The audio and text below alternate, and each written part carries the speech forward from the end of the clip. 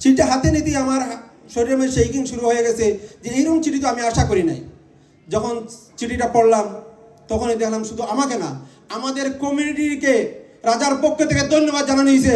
তখনই বলেছি আমাদের সার্থক হয়ে গেছে, ব্রিটিশ বাংলা ওয়েলফেয়ার ট্রাস্ট আমার ভলেন্টিয়ার সার্থক করেছে যে আমার কমিউনিটির নাম হয়েছে।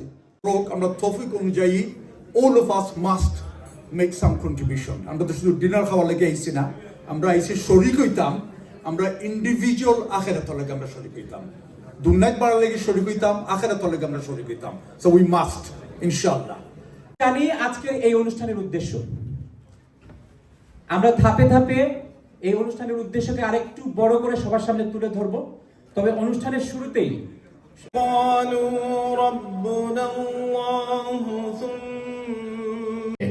কর্ণধার খসরুজ্জামানের আমন্ত্রণে আমরা সব ধন্যবাদ জানাইতে চাই যে এর আগে আমি মনে করি আজকের প্রধান অতিথি মেয়র আছেন, উনিও আমাদের একজন আদিবাসীদের জন্য।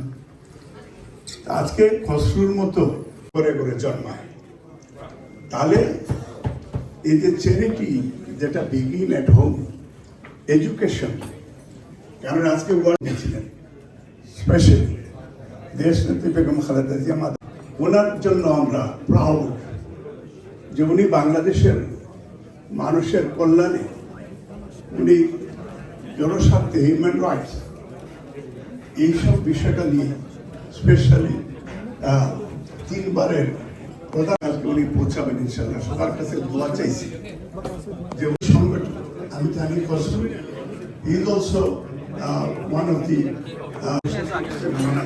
সর্বশক্তিমান আমাদের সকলের